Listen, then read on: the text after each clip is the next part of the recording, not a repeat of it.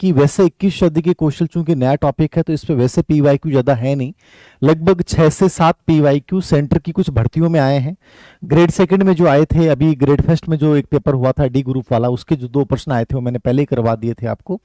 और जो भी प्रश्न बाहर कहीं भी किसी भी कॉम्पिटिशन में पूछे गए उनको मिला के एक प्रेजेंटेशन मैं आपके सामने दे रहा हूं। इससे एक आइडिया लग जाएगा कि 21वीं सेंचुरी पे और क्या चीजें आ सकती हैं और मुझे कैसे पढ़ के जाना है। ठीक है, देखिएगा पहला प्रश्न, वैश्विक शैक्षिक परिदृश्य में 21वीं सदी के कौशल के विकास और शिक्षार्थियों की शिक्षण अधिगम प्राथमिकताओं के संदर्भ में निम्नलिखित कथनों पर विचार कीजिए। मतलब इससे सब कुछ क्लियर हो जाएगा। पहला है 21वीं सदी के कौशल के अंतर्गत छात्रों में सृजनात्मकता, समालोचनात्मक चिंतन, सहयोग और संप्रेषण जैसे 4CS, ये सबसे इंपॉर्टेंट है, याद रखना। आपसे पूछ सकता है कि 4CS में क्या शामिल है, एकदम इजी प्रश्न। लर्निंग स्किल में किसको शामिल किया गया है, लाइफ स्किल में कौन से शामिल है, और सूचना या मीडिया साक्षरता में क्या शामिल है। तो ये 3 तो बेसिक चीजें समझ लेना आप कि टोटल जो 21 सदी के कौशल हैं वो कितने हैं, 12 कौशल है। और जो P21 फ्रेमवर्क था, उस P21 फ्रेमवर्क ने 4C का सुझाव दिया था। और उस 4C में क्या होता है, क्रिएटिविटी होता है, सृजनात्मक का जो अलग से टॉपिक भी है, क्रिटिकल थिंकिंग, हर चीज के ऊपर पक्ष विपक्ष पे सोच के डिसीजन लेना, कोलैबोरेशन, कोऑपरेटिव लर्निंग और कम्युनिकेशन जैसे 4C इसको हृदयगम करवाना अनिवार्य है। तो ये बहुत इंपॉर्टेंट बिंदु है, याद रखिएगा, कई बार एग्जाम में आ गया।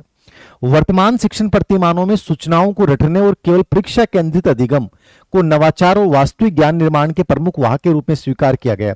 सिंपल सी बात है, एजुकेशनल साइकोलॉजी का कोई भी पेपर दे रहे हो वहां ऐसा कोई भी आंसर नहीं होगा जहां रटने की बात की जाएगी और जहां परीक्षा केंद्रित अधिगम की बात की जाएगी। यहां जो भी बात की जाएगी वो बालक केंद्रित अधिगम, साइकोलॉजिकल बेस्ड लर्निंग। तो एकदम से बी एकदम से गलत हो गया। बदलती दुनिया की चुनौतियों का सामना करने के लिए छात्रों को लाइफ लर्निंग अधिगम के लिए मानसिक रूप से तैयार करना और सूचना साक्षरता विकसित करना समकालीन शिक्षा का प्रमुख उद्देश्य है। ये अलग से आया हुआ प्रश्न है, तीनों को मिला के मैंने एक प्रश्न बनाया है। तो यहां बी ऑप्शन गलत है, ए और सी क्या हो जाएंगे सही। तो आंसर क्या हो जाएगा, ए और सी। Okay, done. मतलब इससे एक आइडिया लग जाएगा, ऐसे प्रश्न आएंगे, मतलब ये आया हुआ प्रश्न है। नेक्स्ट, वैश्विक शैक्षिक परिदृश्य और राष्ट्रीय शिक्षा नीति एनईपी 2020 के आलोक में 21 सदी के माध्यमिक शिक्षक द्वारा शिक्षार्थियों के सर्वांगीण विकास के लिए निम्नलिखित में से किन शिक्षण रणनीतियों को सुनिश्चित किया जाना चाहिए। पहला है छात्रों में एनालिटिकल, विश्लेषणात्मक और हाई लेवल चिंतन कौशल HOTS, high order thinking skills के लिए तैयार करना। यह आया हुआ प्रश्न है। टीचिंग लर्निंग प्रोसेस को इफेक्टिव बनाने के लिए डिजिटल संसाधन और ICT टूल्स का विवेकपूर्ण उपयोग करना। कक्षा को केवल मेधावी विद्यार्थियों के साथ अंतःक्रिया करना और कमजोर छात्रों को पृथक करना। विविध विषयों के अंतर संबंधों को समझाने के लिए टीचिंग में एक अंतर विषयक दृष्टिकोण, इंटरडिसिप्लिनरी अप्रोच, जो एनईपी 2020 का एक प्रमुख लक्ष्य है कि सभी विषयों को आपस में जोड़ के पढ़ाना है और समझना और पढ़ना है। विद्यार्थियों के वास्तविक जीवन के अनुभवों को नजरअंदाज करते हुए केवल पाठ्य पुस्तक के ज्ञान को रटाने पे बल देना। मतलब ऐसा जब भी अप्लाइड प्रश्न आए वहां पे आपको देखना है कि एक या दो बिंदु बहुत नेगेटिव होगा। केवल, मात्र, रटना, परीक्षा आधारित, पाठ्य पुस्तक आधारित, ऐसे सभी बिंदु हमेशा याद रखना गलत होते हैं। तो इसमें ई भी गलत है और सी भी गलत है। ठीक है, तो आंसर क्या हो जाएगा, ABC। वेरी गुड, आंसर क्या हो जाएगा, ABC। A, B और D हो जाएगा, ABD, तीसरा ऑप्शन। ठीक है,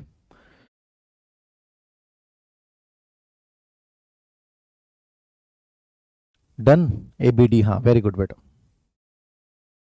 समझ लेना इन प्रश्नों को। मतलब ऐसे प्रश्न, ये भी आया हुआ प्रश्न है, अपने राजस्थान में नहीं आया हुआ, सेंटर में आया हुआ है।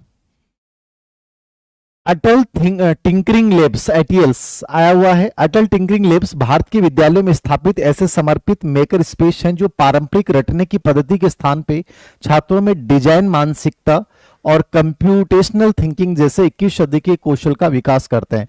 तो अटल टिंकरिंग लैब्स का उद्देश्य क्या है स्कूलों में, तो ये इनका उद्देश्य 21वीं सदी के जो नवीनतम कौशल हैं उनको डेवलप करना। और याद रखना यहाँ पे एक चीज और नोट कर लीजिएगा कि राजस्थान में जैसे 21वीं सदी के कौशल के लिए कौन सा कार्यक्रम प्रारंभ किया गया है, तो प्रबल कार्यक्रम। कौन सा कार्यक्रम चलता है राजस्थान में, राजस्थान में प्रबल कार्यक्रम चलता है 21वीं सदी के कौशल्स को डेवलप करने के लिए। जैसे सेंटर में हर स्कूल में अटल टिंकरिंग लैब जो है एक प्रोजेक्ट है। कारण है ये लैब्स छात्रों को 3D प्रिंटर, रोबोटिक्स, सेंसर और डीआईवी इलेक्ट्रॉनिक किट्स जैसे आधुनिक उपकरणों तक सीधी पहुंच प्रदान करती है, जिससे वास्तविक दुनिया की समस्याओं के व्यवहारिक समाधान। ये हमेशा याद रखना, 21वीं सदी के कौशल का मूल उद्देश्य है कि जो दुनिया की समस्या है उनका प्रैक्टिकल सॉल्यूशन कैसे हो और प्रोटोटाइप विकसित कर सके। ये सही है क्या? कथन कांड दोनों सही है या दोनों सही है लेकिन व्याख्या नहीं करता? बताओ। ए, हाँ एसटीएम बेटा, एसटीएम तो बहुत ही इंपॉर्टेंट वर्ड है, ये तो याद रखना। साइंस, टेक्नोलॉजी, इंजीनियरिंग, मैथमेटिक्स, है ना। ये 21वीं सदी के कौशल का उद्देश्य है बच्चों में ये चारों विषयों को डेवलप करना, एसटीएम, ठीक है ना। साइंस, टेक्नोलॉजी, इंजीनियरिंग और मैथमेटिक्स, ये चार विषयों पे 21वीं सदी कौशल बहुत बल देते हैं कि ये आने वाले टाइम में हर बच्चे को, स्कूल एजुकेशन के हर बच्चे को एसटीएम में पारंगत करना, व्यवहारिक ज्ञान प्रदान करना, जो भी आधुनिक टेक्नोलॉजी है उसको डेवलप करना। तो एसटीएम वर्ड याद रखना ना, जैसे किताब में डाल रखा मैंने। आंसर ए और आर दोनों सही हैं और ए आर की सही व्याख्या करता है। डन। अगला प्रश्न देखिएगा। कक्षा 7 के शिक्षक रोहन एक गतिविधि आयोजित, दिया आया हुआ प्रश्न याद रखना, आयोजित करते हैं जहां छात्रों को एक वास्तविक समस्या, अपने स्कूल में प्लास्टिक कचरे को कैसे कम किया जाए, ठीक है, को हल करने के लिए ग्रुप में विभाजित किया जाता है। छात्र विचारों पर चर्चा करते हैं, विभिन्न समाधानों का मूल्यांकन करते हैं, अपनी अंतिम योजना प्रधानाचार्य के सामने प्रेजेंट करते हैं। एनईपी 2020 के अनुसार इस मुख्य गतिविधि में 21वीं सदी के कौन से सीखने के कौशल मुख्य रूप से प्रदर्शित नहीं हो रहे हैं?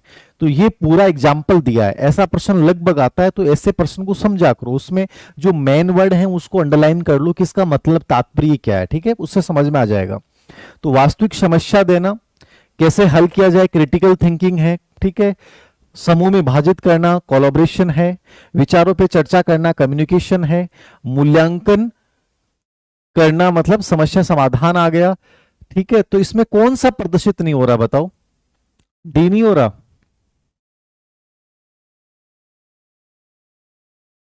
डी नहीं हो रहा क्या? ओके, सी, हाँ very good. Coding and computing कहीं नहीं हो रहा। ये देखो, ये प्रौद्योगिकी साक्षरता में आता है, जो आईएमटी साक्षरता में आता है, लेकिन कहीं इसमें इसने जिक्र नहीं किया। वास्तविक समस्या आ गया, ठीक है, प्लास्टिक कचरे को कैसे कम किया जाए, ठीक है, तो क्रिटिकल थिंकिंग होगी। फिर समूह में विभाजित करना, कोलैबोरेशन हो गया, चर्चा करना, कम्युनिकेशन हो गया, मूल्यांकन करना, ये आपकी प्रॉब्लम सॉल्विंग होगी, ठीक है। लेकिन कहीं भी ये नहीं आया कि प्रधानाचार्य के सामने प्रेजेंट करना, ये भी कोलैबोरेटिव इसमें आ गया। लेकिन कहीं ये नहीं आया कि भाई उसका कहीं प्रेजेंटेशन, उसका मीडिया पे, कंप्यूटिंग का, वो कहीं भी नहीं आया। तो इसमें कोडिंग और कंप्यूटिंग जो है वो कहीं भी उल्लेखित नहीं है। बाकी इसमें ए बी डी तीनों का प्रयोग हो रहा है, तो इसमें सी ऑप्शन जो है वो गलत हो जाएगा। अच्छा प्रश्न था, मतलब ऐसे प्रैक्टिस करने से समझ बन जाती है और कुछ नहीं है। अगला प्रश्न देखना। रोहन एक खेल शिक्षक है, वह अक्सर खेल के नियमों को थोड़ा बदलकर बच्चों को नया खेल खिलाते हैं और उन्हें विषम समूह में काम करने के लिए प्रेरित करते हैं। रोहन मुख्य रूप से बच्चों में किस कौशल को डेवलप कर रहे हैं? नियमों को थोड़ा बदलकर बच्चों को नया खेल खिलाते हैं और उन्हें विषम समूह में काम करने के लिए मोटिवेट करते हैं। तो बताओ कौन सा स्किल डेवलप किया जा रहा है यहाँ पे? कला एकीकृत शिक्षा, flexibility and adaptability, brain based learning और इंफॉर्मेशन लिटरेसी, क्या हो जाएगा? ऑल न्यू ऑनलाइन कोर्स बेटा इस ग्रेड सेकंड के बाद जारी करेंगे। सभी के नए कोर्स ग्रेड सेकंड के एग्जाम के बाद करते हैं स्टार्ट। ओके, बी डन कर दें। बी एकदम सही बात है बेटा। देखो क्या कर रहा है, वो नियमों को बदल रहा है, फ्लेक्सिबिलिटी है, उन्हें विषम समूह में काम करने के लिए प्रेरित कर रहा है, मतलब अनुकूलनशीलता है। तो फ्लेक्सिबिलिटी क्या है? जैसी परिस्थितियां हैं उनके अकॉर्डिंग बदलाव करना, उनको थोड़ा परिवर्तित करना, और जैसी स्थितियां उसके अकॉर्डिंग अपने आप को ढाल लेना, क्या कहलाता है? अनुकूलनशीलता। ये कौन से मॉडल में आता है, कौन से लर्निंग स्किल्स में आता है? ये जो आपके लाइफ स्किल्स होते हैं उसमें शामिल होता है। किस में होता है? लाइफ स्किल में शामिल होता है। B option. नेक्स्ट,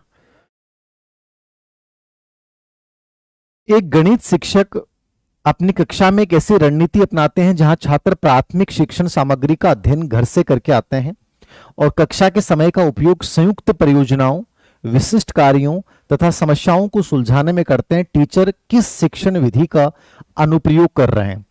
21वीं सदी के कौशल जब भी आप पढ़ते हैं तो 21वीं सदी के कौशल में कुछ विशिष्ट रणनीतियां हैं। कौन कौन सी रणनीतियां हैं? जैसे स्पेशली 4 रणनीतियों का उल्लेख किया गया है। ठीक है, कोलैबोरेट, गेमिफिकेशन, ठीक है, नंबर 2 फ्लिप्ड क्लासरूम, नंबर 3 आपकी blended learning, number 4 collaborative teaching. ये 4 मेथड्स का यूज किया गया है। Gamification, flipped classroom, blended learning, collaboration, ये 4 प्रमुख रणनीतियां हैं। इसके अलावा जैसे प्रोजेक्ट बेस्ड लर्निंग है, ठीक है, ब्रेनस्टॉर्मिंग है, इन सब का कई मेथड्स बता, लेकिन 4 प्रमुख मेथड है। तो इसमें वो बच्चा क्या कर रहा है कि घर पे तो पढ़ के आता है, पूरी स्टडी घर पे करता है, और क्लास में आके वो प्रोजेक्ट बनाना, विशिष्ट कार्य, अभ्यास करना, ये सब कार्य क्लास में आके करता है। तो ये कौन सा है? ये ग्रेड फेस्ट में बहुत बार आया हुआ प्रश्न है, बताओ। एकदम सही आंसर है फ्लिप्ड शिक्षण विधि। फ्लिप्ड क्लासरूम का मतलब होता है कि आप घर पे पढ़ के आते हो और क्लास में प्रैक्टिस करते हो। और एक होता है ब्लेंडेड लर्निंग। ब्लेंडेड लर्निंग को बोलते हैं मिश्रित अधिगम, जब ऑनलाइन और ऑफलाइन दोनों का मिश्रण है, कि मैं मतलब मैं ऑफलाइन क्लासेस में कुछ ऑनलाइन चीजें दिखा रहा हूं आपको, तो वो ब्लेंडेड आपका हो गया, मिश्रित अधिगम हो गया, ब्लेंडेड हो गया। और फ्लिप्ड में घर पे पढ़ के आते हो और क्लास का प्रयोग केवल क्या करते हो? अभ्यास के लिए करते हो। ठीक है, तो ये सबसे इंपॉर्टेंट मेथड है फ्लिप क्लासरूम, जो 21वीं सदी कौशल की प्रमुख रणनीति में आता है। तो सी ऑप्शन सही है। नेक्स्ट, पहले ही मैंने करवा दिया था ये। कक्षा में एक सामाजिक विज्ञान के शिक्षक छात्रों को एक वास्तविक दुनिया, आया हुआ प्रश्न है इस केवीएस में, दुनिया की जटिल चुनौतियां समस्या देते हैं जिसपे छात्र समूह में काम करते हुए एक ठोस समाधान या परियोजना प्रोजेक्ट तैयार करते हैं। इस पद्धति से छात्रों की सैद्धांतिक ज्ञान के बजाय व्यवहारिक ज्ञान को बनाए रखने की क्षमता में सुधार होता है। ये एग्जाम्पल किसका है? बताओ फटाफट। योग्यता आधारित शिक्षा का एग्जाम्पल है, प्रोजेक्ट बेस्ड लर्निंग का उदाहरण है, पारंपरिक शिक्षण विधि का उदाहरण है, या फ्लिप्ड क्लासरूम का उदाहरण है। वास्तविक दुनिया की जटिल चुनौती समस्या दी जाती है जिसपे छात्र ग्रुप्स में काम करते हैं, फिर एक परियोजना प्रोजेक्ट तैयार करते हैं। इस पद्धति में सैद्धांतिक ज्ञान के बजाय व्यवहारिक ज्ञान बनाए रखने की क्षमता में सुधार होता है। बताओ।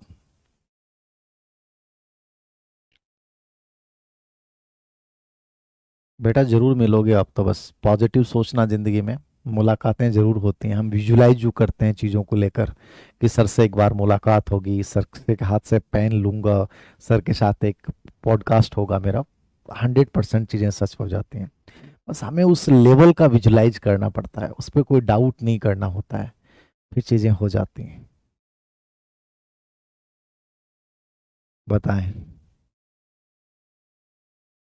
सी, बी, एकदम क्लियर है बेटा, इसमें कंफ्यूज नहीं होना चाहिए। बी प्रोजेक्ट बेस्ड लर्निंग हो जाएगा, जहां प्रोजेक्ट की बात कर रहा ना यहाँ पे, मैं बात ही प्रोजेक्ट की कर रहा, तो बाकी चीजें दिमाग में आनी नहीं चाहिए। फ्लिप क्लासरूम की ऑलरेडी अपन चर्चा कर चुके हैं। एक विज्ञान शिक्षक छात्रों को कुछ विषय सौंपते हैं और उन्हें निर्देश देते हैं कि वे ऑनलाइन विश्वसनीय सोर्स से वास्तविक जानकारी खोजें, ब्लॉग या पावर पॉइंट प्रेजेंटेशन बनाएं ताकि वे इंटरनेट पर उपलब्ध गलत व्याख्या अफवाहों से बच सकें। यहां छात्र मुख्य रूप से किस कौशल का अभ्यास कर रहे हैं? बताओ। एक विषय सौंप दिया, उनको निर्देश दे दिया कि ऑनलाइन विश्वसनीय सोर्स से वास्तविक जानकारी, कि मान लीजिए बहुत सारे यूट्यूब चैनल्स हैं, बहुत सारे इंफॉर्मेशन के सोर्स हैं, आप कैसे पता चलाओगे 21 सदी के कौशल पे कैसे प्रश्न आते हैं? बहुत सारे टीचर्स पढ़ाते हैं, बहुत सारी चीजें बताते हैं, उनमें सबसे रिलायबल कौन है? ठीक है, फिर उसकी प्रेजेंटेशन बनाएं, और जो गलत अफवाहें जिन टीचर्स ने गलत पढ़ा दिया, कोई गलत चीज फैला दी है, उनसे बचना। तो ये किस कौशल को डेवलप कर रहा है? साक्षरता कौशल, सामाजिक और सांस्कृतिक कौशल, कोलैबोरेशन कौशल, या ब्रेन बेस्ड लर्निंग? मुझे लगता नहीं इस ऐसे प्रश्न में कहीं कंफ्यूजन होगा, सीधा हो जाएगा साक्षरता कौशल, जिसको आईएमटी बोलते हैं। क्या बोलते हैं अपन? ये आईएमटी कौशल में आता है। इसमें तथ्य, विश्वसनीय सोर्स और तकनीक में अंतर करना स्पेशली किसमें आता है? साक्षरता कौशल का भाग है आईएमटी, इंफॉर्मेशन। ठीक है, तो ये इंपॉर्टेंट है।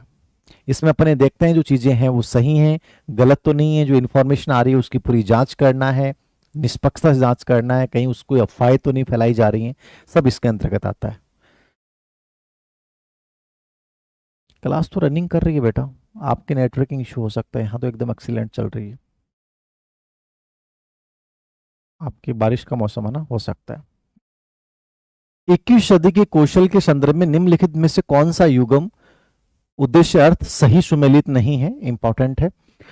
क्रिटिकल थिंकिंग और प्रॉब्लम सॉल्यूशन, समझना इन चीजों का मतलब। समालोचनात्मक चिंतन होता क्या है? समालोचनात्मक चिंतन का मतलब है मैं कोई भी चीज को बिना जांचे स्वीकार नहीं करूंगा, मैं निष्पक्षता से उस पर सोचूंगा सही क्या है गलत क्या है, ये क्रिटिकल थिंकिंग होती है। और ये 21 सदी के कौशल क्यों डेवलप किए जा रहे हैं? क्योंकि आज बच्चे क्रिटिकल थिंकिंग नहीं करते हैं, वो एनालिसिस नहीं करना भूल गए हैं। मान लीजिए मैंने कोई चीज बता दी, उसको स्वीकार कर लिया, अरे यार देव सिंह सर बोल रहे हैं मतलब सही है, नहीं, आप उस पर भी सोचिए कि सर भी झूठ बोल सकते हैं, क्या जरूरी है सही है? तो क्रिटिकल थिंकिंग ये कहता है कि आप हर चीज की जानकारी लें, मतलब पूरा मूल्यांकन करें, क्रिटिकल थिंकिंग है। फिर प्रॉब्लम सॉल्यूशन, क्रिटिकल थिंकिंग के आधार पर समस्या का समाधान करें कि वास्तव में मेरे सामने प्रॉब्लम्स हैं, इसका पक्ष ये विपक्ष क्या और क्या होना चाहिए। तो ये अर्थ यदि आपको पता ना तो कैसा भी एग्जाम्पल आ जाए आपका गलत नहीं होगा। तो इसमें मूल्यांकन करना, जटिल समस्याओं का रचनात्मक समाधान खोजना इसके अंतर्गत आता है। तो अर्थ पता होना चाहिए। कोलैबोरेशन और टीम वर्क क्या होता है? दूसरों के साथ मिलकर काम। कोलैबोरेशन का मतलब क्या है? हम सब मिलकर काम करते हैं, एक टीम के रूप में काम करते हैं। तुम मुझे ये सिखा दो मैं तुम्हें ये सिखा दूंगा, तुम मुझे ये पढ़ा दो मैं तुम्हें ये पढ़ा दूंगा। विविध दृष्टिकोणों को सुनना, समझौता करना और सहानुभूति की भावना विकसित करना। तो टीम वर्क का मतलब है यहां लीडरशिप, नेतृत्व है, ये अपने लाइफ स्किल्स में आते हैं दोनों। जैसे कोलैबोरेशन तो 4C में आ गया और टीम वर्क किस में आ गया? नेतृत्व का भाग होता है जो लाइफ स्किल में आता है, कि समानुभूति का भाव रखना है, हमें सबको मोटिवेट करना है, प्रेरित करना है। संप्रेषण और मीडिया साक्षरता क्या है? केवल पारंपरिक शैक्षणिक विषयों को रटना और सामाजिक मीडिया डिजिटल माध्यम गलत हो जाएगा। ये क्रिएटिविटी और नवाचार क्या है? लीक से हटकर, क्रिएटिविटी आपके अलग से भी टॉपिक है, जहां विस्तार आता है, जहां प्रवासशीलता आता है, जहां मौलिकता आता है, जहां फ्लेक्सिबिलिटी आती है, वहां क्रिएटिविटी बन जाती है। ये 4C का भाग है, ठीक है। तो इसमें बदलती हुई दुनिया के अनुकूल अपने आप को ढालना और आउट ऑफ बॉक्स सोचना, इसको अपन क्रिएटिविटी बोलते हैं। तो इसमें तीसरा ऑप्शन एकदम गलत है, बाकी फर्स्ट, सेकंड और फोर्थ एकदम सही है। तो सी गलत हो जाएगा। यस, डन कर दिया जाए लॉक इसको। Very good. अगला प्रश्न देखना, डिजिटल युग में शिक्षार्थियों के लिए आवश्यक साक्षरता कौशल, लिटरेसी स्किल, IMT। ठीक है, लिटरेसी स्किल में क्या है? इंफॉर्मेशन, मीडिया और टेक्नोलॉजी, ये 3 कौशल आते हैं। व्यवहारिक अनुप्रयोग के संदर्भ में कथनों पर विचार कीजिए।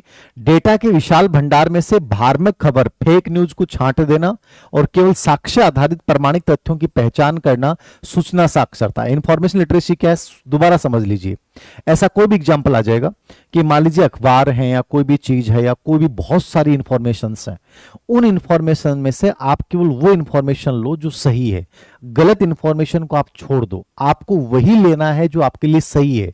बाकी कोई भी गलत अफवाहों पे, भ्रामक न्यूज पे, विज्ञापन पे विश्वास नहीं करना। मान लो मैं न्यूज ये दे दूं, विज्ञापन दे दूं कि मेरे से जो पढ़ेगा वो सिलेक्ट हो जाएगा, तो ये भ्रामक है, कोई जरूरत थोड़ी है, मेरे से पढ़ने वाले असफल भी होते हैं। तो सूचना साक्षरता कहती है कि क्या ये सच है, मे भी हो सकता है बट ये पूर्ण सच नहीं है, तो ये सूचना साक्षरता है।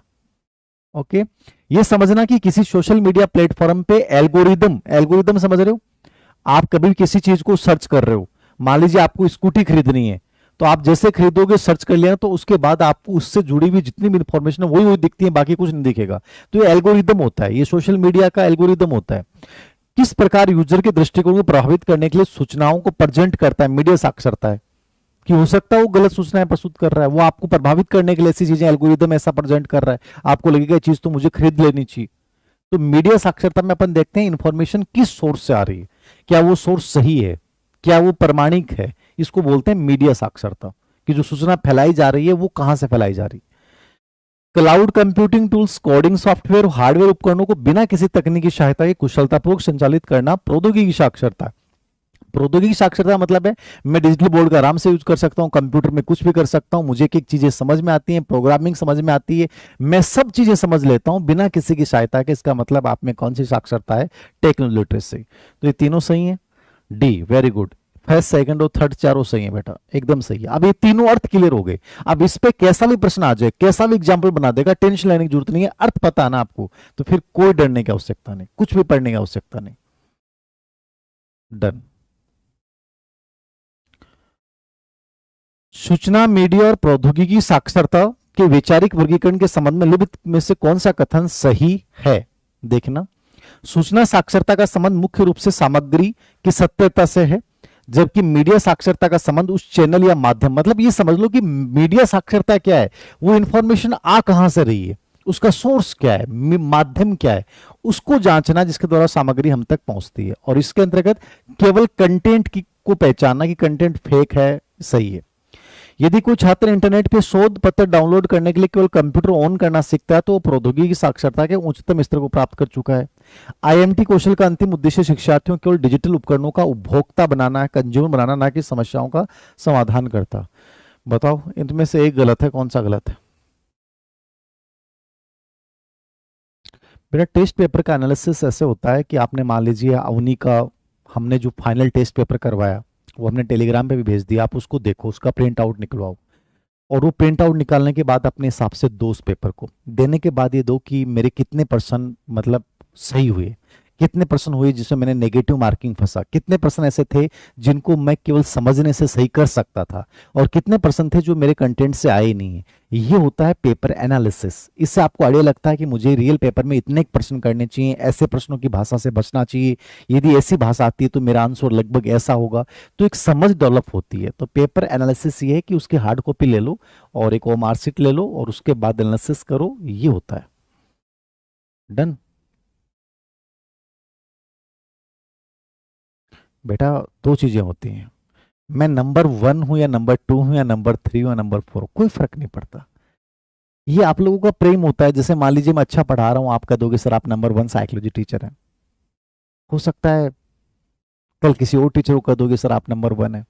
तो आप लोगों को तो क्या होता है कि आप लोग सबसे अधिक बदलने वाले लोग होते हो, तो इससे फर्क नहीं पड़ता कि मैं एक नंबर पे हूं, मैं कि मैं अपनी चीजों को कितना अच्छा डिलीवर कर पा रहा हूं, मैं कितना अच्छे से समझा पा रहा हूं, ये दैट्स इंपॉर्टेंट, ठीक है ना? कोई फर्क नहीं पड़ता, सब टीचर अच्छे होते हैं, कोई खराब नहीं होता। ए, बताओ, ये एकदम सही है बेटा, बहुत बढ़िया आंसर। केवल एक सही है, बी और सी गलत है। ये उच्चतम स्तर नहीं है, सिर्फ तो निम्नतम स्तर है। उच्चतम स्तर का मतलब है जब कोडिंग डिकोडिंग समझ जाओगे आप, ठीक है? और इसका उद्देश्य डिजिटल को उपभोक्ता नहीं बनाना, याद रखना, समझने की समस्याओं का समाधान करता। तो केवल डिजिटल उपकरणों का उपभोक्ता नहीं बनाता है, ये तो स्वामित्व ही प्रदान करता और समस्याओं का समाधान करता बनाता है। यस, ए सही है बेटा। ये मतलब ये चीजें आपको समझ में आने लग गई ना, तो आपके प्रश्न गलत नहीं होंगे, याद रखना। अपने फाइनल टेस्ट में जितना एनालिसिस किया ना, यदि वो आपने ढंग से समझ लिया ना, मैं कह रहा हूं बहुत अच्छा करोगे आप। 21 सदी के जीवन और कैरियर कौशल के व्यवहारिक अनुप्रयोग, फ्लिप्स, जो जीवन कौशल को बोलते हैं शॉर्ट में फ्लिप्स, ये कौन सा कथन गलत है? अनुकूलनशीलता, परिस्थितियों योजनाओं के अचानक होने वाले बदलाव और चुनौतियों के अनुसार स्वयं के कार्य करने के तरीकों को सकारात्मक से ढालना। फ्लेक्सिबिलिटी, एडेबिलिटी क्या है? जैसी परिस्थिति, मान लीजिए आज आरपीसी पेपर हार्ड आ रहे हैं, तो आपको उसके अकॉर्डिंग ढालना पड़ेगा कि मुझे पेपर में रिस्क कितना लेना है, ज्यादा नहीं लेना, नेगेटिव मार्किंग से कैसे बचना है, और अच्छे विश्वसनीय सोर्स से कैसे पढ़ना है, ये फ्लेक्सिबिलिटी है। तो जैसा समय वैसा बदल लो। पहल करना और स्वनिर्देशन, इनिशिएटिव, सेल्फ डायरेक्शन। पहल का मतलब होता है किसी की जरूरत नहीं है सर, मैं खुद करूंगा। इनिशिएटिव का मतलब होता है वो इंतजार नहीं करता है कोई मुझे पुशअप करेगा, धीर सिंह सर मुझे मोटिवेट करेंगे, नहीं करेंगे कोई बात नहीं है, मुझे मेरी लाइफ के लिए बनना है, मुझे बढ़ना है और मैं बढ़ूंगा। कोई मुझे मोटिवेट करने नहीं आएगा, मुझे खुद को करनी है चीजें, ये पहल है, ठीक है? सेल्फ गाइडेंस भी यही है, खुद को डिसिप्लिन रखना है। धीर सिंह सर बताएं नहीं बताएं क्या फर्क पड़ता है, और धीर सिंह सर को क्या फायदा भाई? मेरी लाइफ है तो मुझे डिसिप्लिन की जिंदगी जीनी है। मैं 1 साल कठोर अनुशासन वाला जीवन जीऊंगा, लेकिन 1 साल का कठोर अनुशासन मेरे बाद की जिंदगी को बहुत खूबसूरत बना देगा। और आज यदि तुम लापरवाही कर रहे हो, आज तुम अपना समय खराब कर रहे हो, आज तुम 10 मिनट भी खराब कर रहे हो, आने वाला टाइम माफ नहीं करता साहब। जिंदगी में सिर्फ 4 अवसर मिलते हैं, सिर्फ 4। वो 4 अवसर ऐसे होते हैं जिनमें से किसी न किसी का फायदा उठा के तुम्हें आगे बढ़ जाना चाहिए। यदि तुम 4 अवसर को गंवा देते हो तो मान के चलना फिर आगे बढ़ने के चांस नहीं। इसलिए मैं कह रहा हूं डिसिप्लिन को जिंदगी का सिद्धांत बना लेना। कुछ भी हो जाए अपना टाइम किसी और चीज को मत देना, सिर्फ स्वयं के अलावा। हाँ जरूरी। Productivity and accountability. प्रोडक्टिविटी क्या होती है और जवाबदेही क्या होती है? प्रोडक्टिविटी होती है जो काम आपको दिया गया है, मान लीजिए ग्रेड सेकंड की प्रिपरेशन कर रहे हैं, तो मेरी जिम्मेदारी है कि मैं जितना टाइम बचा है, मान लीजिए मेरे पास 4 दिन बचे हैं, 5 दिन बचे हैं, उसमें मैक्सिमम चीजें कवर करनी है, पूरा सिलेबस रिवाइज करना है। और मेरी सफलता और असफलता दोनों के लिए जिम्मेदार कौन होगा? मैं होऊंगा। ये जवाबदेही, अकाउंटेबिलिटी, खुद को मानना है। मेरी पढ़ाई नहीं हो रही, मैं खुद जिम्मेदार हूं। मेरा दिमाग खराब हो रहा है, मैं खुद जिम्मेदार हूं। हर चीज के लिए बाहर मत ढूंढिए, खुद को जिम्मेदार माने। तो प्रोडक्टिविटी एक समय सीमा के भीतर कुशल उच्च गुणवत्ता वाला परिणाम देना। और सामाजिक सांस्कृतिक कौशल क्या है? केवल अपनी पृष्ठभूमि और संस्कृति के लोगों के साथ अंतःक्रिया को सीमित रखना, ये गलत हो जाएगा। सामाजिक सांस्कृतिक कौशल वैश्विक नागरिकता की बात करता है। किसकी बात करता है? वैश्विक नागरिकता। 21वीं सदी कौशल का उद्देश्य इसमें आता है, हमें पूरी दुनिया को एक परिवार समझना है, ना कि केवल अपनी संस्कृति। तो इसमें डी ऑप्शन क्या हो जाएगा बेटा? गलत। ये तीनों सही हैं। मतलब इससे समझ बन जाएगी आपकी आंसर कैसा आएगा, क्या पूछेगा इसके ऊपर, है ना। 13 नंबर का प्रश्न देखना। सूचना युग के आधुनिक बाजारों की गति के साथ तालमेल बैठाने के लिए आज के छात्रों को सभी 12 कौशल में पारंगत होना अनिवार्य है, जो इंटरनेट के इस युग में अपनी अनूठी विशेषताओं के बावजूद एक समान महत्व रखते हैं। कारण है इन 12 कौशलों को मुख्यतः 3 श्रेणी: अधिगम कौशल, लर्निंग कौशल जिसमें 4C आते हैं, साक्षरता कौशल जिसमें IMT आता है, और जीवन कौशल जिसमें फ्लिप्स आता है। फ्लेक्सिबिलिटी, लीडरशिप, इनिशिएटिव, प्रोडक्टिविटी और सोशल। जहां साक्षरता कौशल विशेष रूप से इंटरनेट में मौजूद प्रचुर सूचनाओं, विश्वसनीय स्रोत, तथ्यों की पहचान करने। बताओ, दोनों सत्य हैं, दोनों सही व्याख्या कर रहे हैं।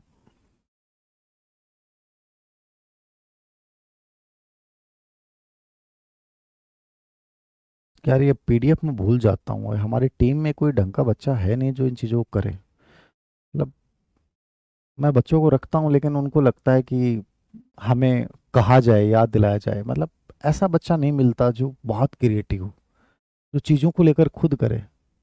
मैं इस मामले में बड़ा कमज़ोर रहा हूँ। मुझे ऐसी टीम में कोई ऐसा बच्चा जो मतलब चीज़ों को पहल करे, इंटरेस्ट लेके करे। इतने बच्चों को सपोर्ट कर देते हैं, लेकिन मज़ा नहीं आता। ये बड़ी प्रॉब्लम है। अब ये चीज़ें मुझे करनी पड़ती हैं, एक टीचर खुद करता है, बड़ी प्रॉब्लम है।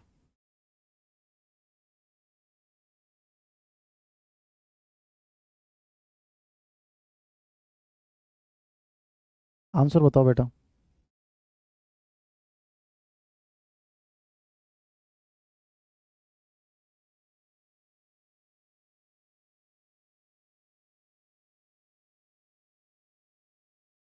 क्या आंसर आएगा इसका? अरे ए आंसर कैसे आएगा?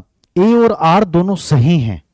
आर ए की सही व्याख्या नहीं करता। देखो ऊपर तो बताया गया है कि 12 स्किल्स क्यों जरूरी है हमारे लिए, और नीचे बताया गया है कि इन 12 कौशल्स को हम 3 भागों में डिवाइड करते हैं।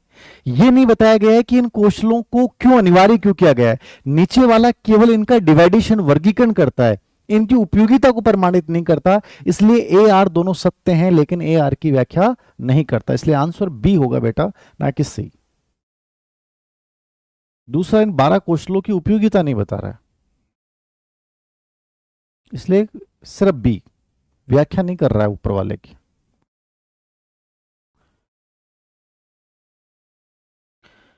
सूचना साक्षरता का संबंध तथ्यों, आंकड़ों और सांख्यिकी को समझने से है, जबकि प्रौद्योगिकी साक्षरता उन मशीन और प्रणालियों को समझने में बल देती है जो सूचना युग को संभव बनाती है।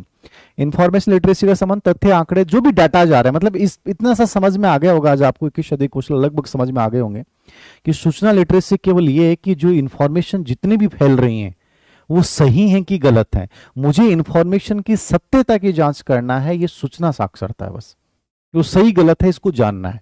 और मीडिया साक्षरता, वो कहां से आ रही है उस चैनल की पहचान करना है, क्या वो जो चैनल है वो सही है या गलत है, या मतलब सरकार प्रायोजित तो नहीं है। ठीक है, तो एक प्रकार ये समझना। तो प्रौद्योगिकी साक्षरता में मशीन और प्रणालियों को समझने में बल दिया जाता है, एकदम सही है दोनों। इसमें कैसे वो काम करती है, कैसे ओपन होती है, कैसे चीजें डाउनलोड की जाती हैं, कैसे हटाई जाती हैं, सब। कथन सेकंड, 21 सदी के जीवन कौशल के अंतर्गत फ्लेक्सिबिलिटी का अर्थ आवश्यकता अनुसार स्थापित योजनाओं से हटकर कार्य करना, जबकि पहल का, इनिशिएटिव का तात्पर्य बिना किसी बाहरी निर्देश के अपने दम पे परियोजनाओं और रणनीतियों को शुरू करना है।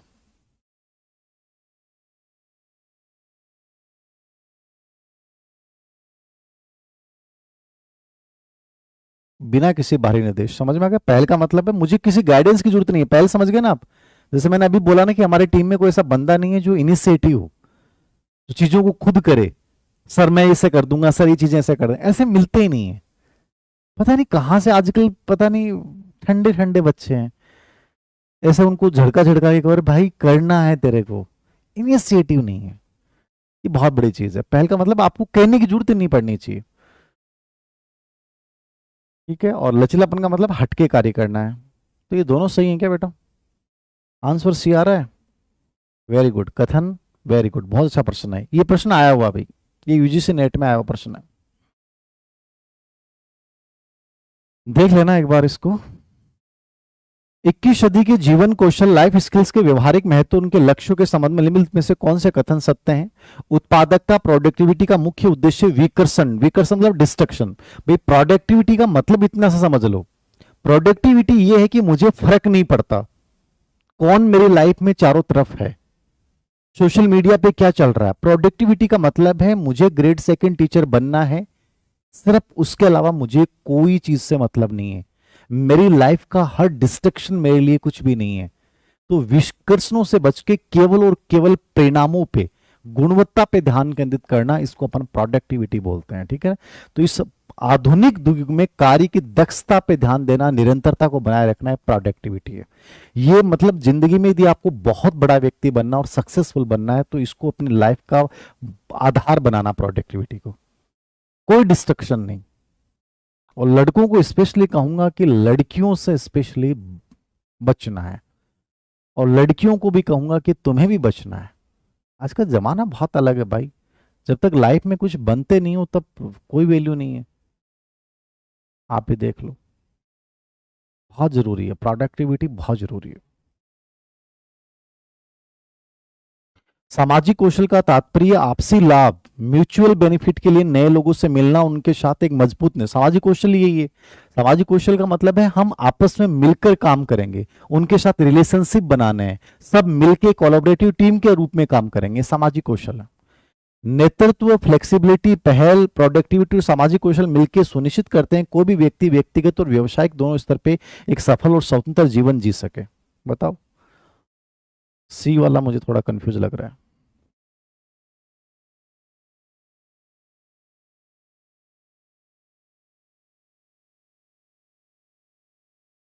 बताओ।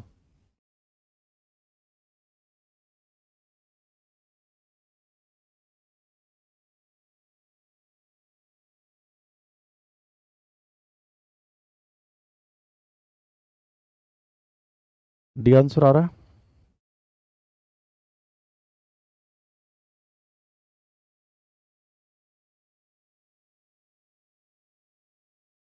सही है, तीनों सही है बेटा एकदम से। Answer A B C fourth option हो जाएगा।